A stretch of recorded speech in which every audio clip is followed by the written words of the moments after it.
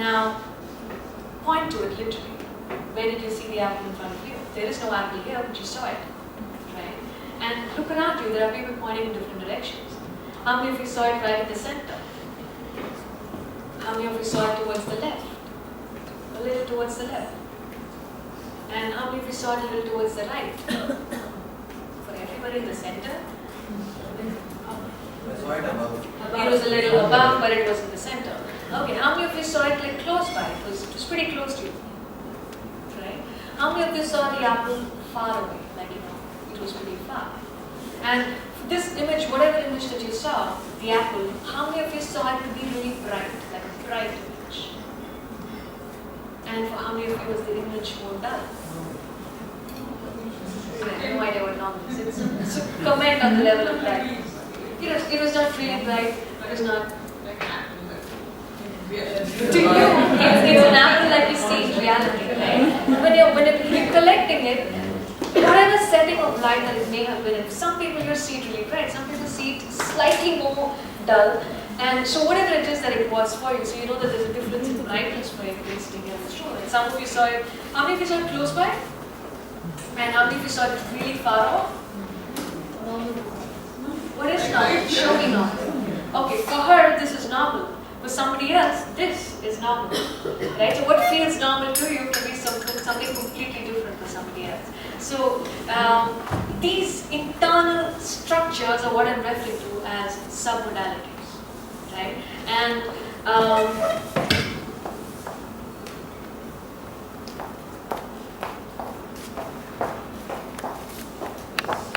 so there's a specific way in which your brain codes things that you're very sure of. There's a specific configuration to those images for you. For things that you're not very sure of, there's another different kind of configuration for you, and it will be different for each one of you. Right? And what are these finer distinctions in the visual is what I'm calling submodalities. The purpose of this morning is we're going to explore your own submodalities. You're going to figure out how your brain stores things for you. You're going to figure out how your brain codes things for you, right? And just like you saw whatever it is that you saw, you'll be surprised that for all these parameters like size and color and distance and all of those things that you just explored, if you change some of these, it'll change the way you feel about it, right? You don't have to feel anything about an apple.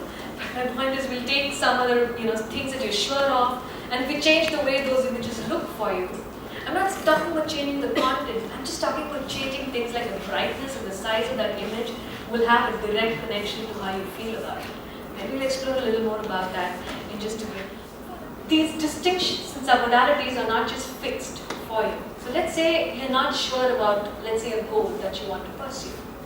Right? Let's say you want to write a book, but you don't know if you'll end up finishing it in 6 months or whether it's going to take you 1 year. But you want to finish it in 6 months, right? Then, don't you want to become sure rather than be unsure?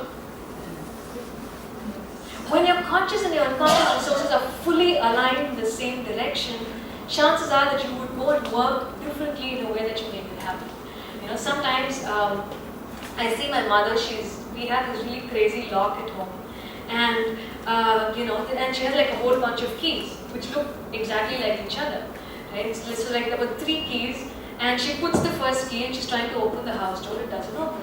She's putting the second key and she's opening the house door, it doesn't open. She puts the 3rd key, it doesn't open.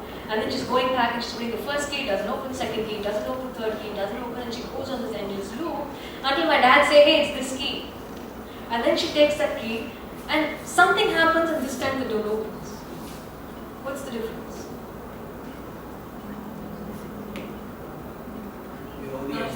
The end result. Just being sure that this is the key has shifted something about her behavior, has shifted something about her internally in a way that she's putting that little extra effort and somehow getting inside. Right? Earlier she was just going in a rut of cycling, but she knows that it's one of these 3 keys, but she was just going on and on and on. And my dad could have been wrong for all you know. He could have even said that this is the key and it may not have been the right key. But there was something that shifted in her internally, that belief that this is the key. And that shifted her efforts in a way that she somehow she had to do something a little tighter in a way that somehow opened the door instantly. Right? Sometimes just becoming extremely sure of something drives you there. Now, a lot of people are very sure about what they want. A lot of people want abundance in finance, abundance in relationships. They want a lot of those things and they're very sure about it. Right? So I'm not talking about how sure are you that you want something. I'm talking about how sure are you that you believe that that's going to happen anyway. Right? Somebody who, that belief that you have makes all the difference in the way in which you put your efforts, in the way everything is driven by the beliefs that you end up having. And these beliefs can be altered. So if somebody is not sure of something and they want to become sure of it, all you're going to do is go and change the submodalities just a little bit and they'll become instantly more sure of it. So do you understand how beliefs drive a lot of things that you do and you don't want to do? Sometimes, there are people who tell me, I'm trying to write this book for 10 years and I haven't been able to. Have you come across people like that? Who tell you things like, I've been wanting to do this, I really want to do this, but I'm not able to do it. Right? What is missing is the conscious and unconscious resources are not in alignment in the same goal, in the same direction. Right? So you know that you absolutely want to do it and you're convinced about it. You're absolutely sure you want it. But how do you teach your brain that this is important for you and that it has to make it happen for you? Right? Submodalities are one way in which you can communicate and teach your brain that this is important for you. So, in my house we have this understanding, there are 4 of us in our family. And we tell each other that, if anything is in this basket, it's supposed to go for laundry.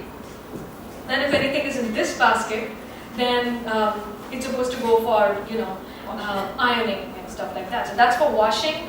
This basket, any clothes that go on, it's supposed to go for ironing. And there's a third basket where we put in all the delicate clothes which need special care and treatment. So you know what I mean? 3 baskets, right? 1 basket, dirty clothes. This particular basket is where it goes for ironing. This particular basket is where it needs special care. You have to look at it piece by piece. This is the understanding amongst the 4 of us in our family. So by default, if I go and take a delicate piece of dress and I put it in this, then it's my problem. The understanding is that this goes for wash, so it's going to go for wash anyway. Right? I have to make sure that the right pieces of clothes are in the right baskets because each of them have a specific meaning. Right?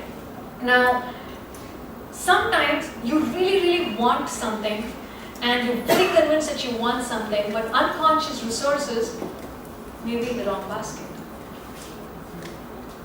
All you're doing is you're doing whatever, by exploring submodalities, you can teach your unconscious to put it in the right basket in a way that, both your conscious and unconscious resources are going towards the same direction, in a way that you're not fighting with yourself, you're not feeling miserable saying, I want to do this but I'm not able to do this, I don't know why I've been trying so hard.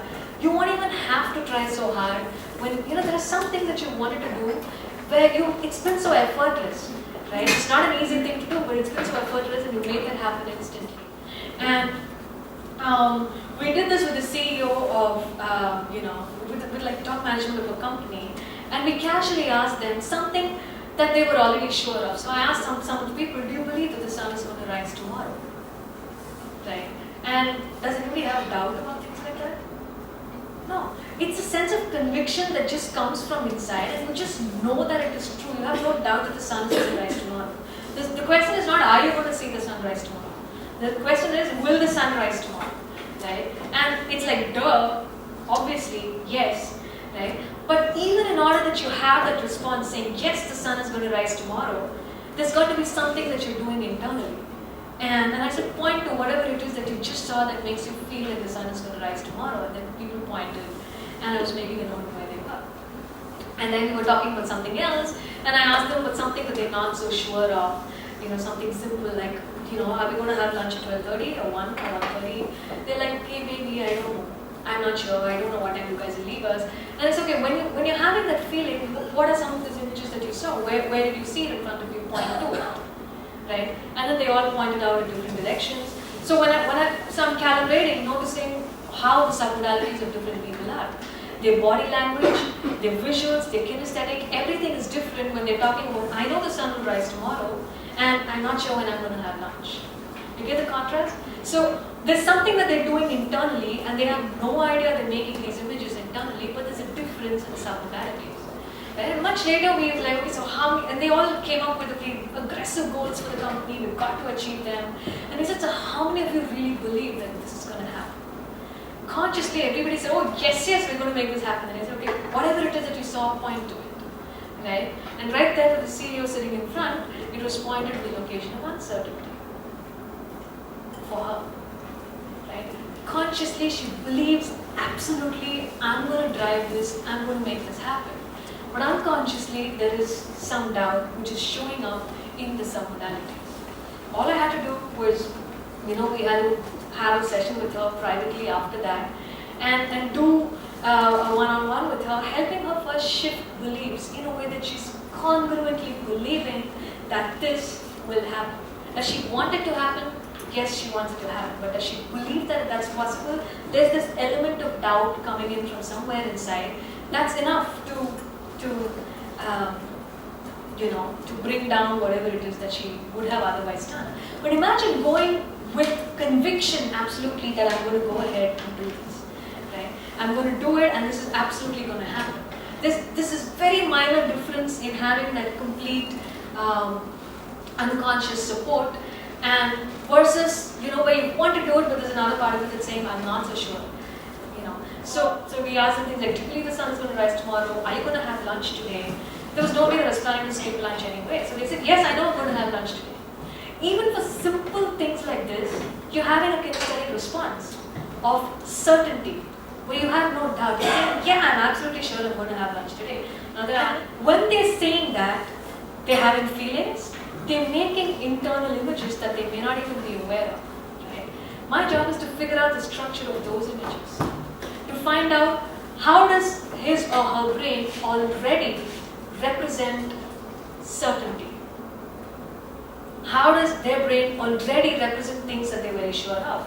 So I can take anything in their life that they're very sure of and find out what are those internal images that they're making. Right? So let me ask you this question. Give me an example of something that you're absolutely sure of. Where are you going home today in the evening? Okay, and you just saw your house right there. Yes. Right? I want you to take a look at that picture one more time now. And when you take a look at that picture that you just saw, are you sure that you're going to go back home? Yes. Do you have any doubts? No. You're very sure about that? I just wanted to see that picture. So when you said I'm going to go back home, and I also saw you point to it, you saw something. And whatever it is that you saw, I want you to just see that picture again and notice, does it make you feel like, yeah, I'm going to go back home today? Yes. Right? That is an example of how your brain has represented something that it's very, very sure of. Now let me give you a contrast. Give me an example of something that you're not so sure of. Maybe, maybe not, I don't know. What is it? And did you just see it that side? On the right? When you said meet a friend tomorrow, and did you see some vague picture sort of come up somewhere on your right? It's not right in the center. Towards the end, and you see where she's pointing at. And what I'm showing is a difference in just location. There are 100 other differences in this picture, the structure of the pictures that you're seeing. Right? So when I ask you to think of an apple, you can think of an apple, red apple, green apple, apple logo. Content is obviously going to be different for each and all of you.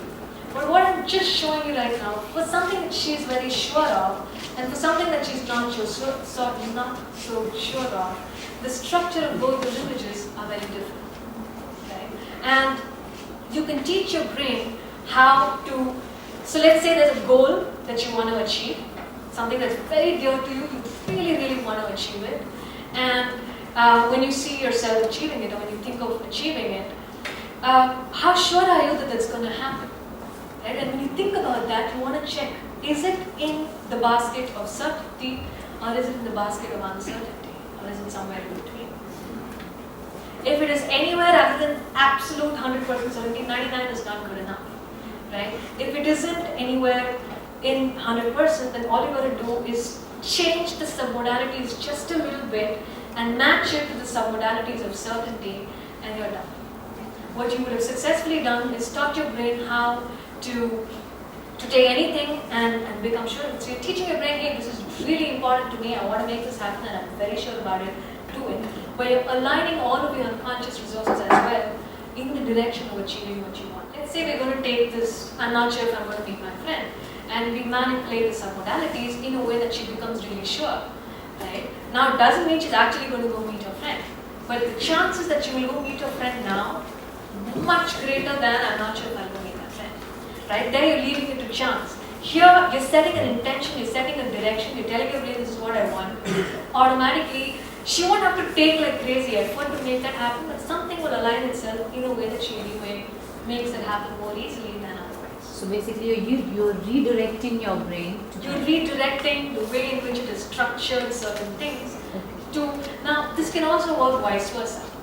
There are a lot of things that people believe in which are really stupid and not useful. Right? There are people who believe in things like, I'm not good at maths. Oh, I can't do this. I cannot finish this in less than 2 years. It may be their own self-imposed thing. I mean, somebody else may take the same thing and finish it in 6 months, but if they have a belief which is so certain that I cannot do this in less than 2 years, there's no way they're going to be able to do it. And it's such a certain belief that they have. Right? And when they have a belief as certain as that, they will make that happen. They will make that reality come true. So if I want to induce doubt in this person for the good, like if it's a useless belief that he or she is holding on to, and if I want to shatter it, all I will do is change the submodalities of that. You can do this conversationally, you can do this physically, you can do this in the explicit exercise that I'm just going to share with you right now. And yeah. And the moment you change the submodalities, you'll notice I instantly feel differently about it from inside.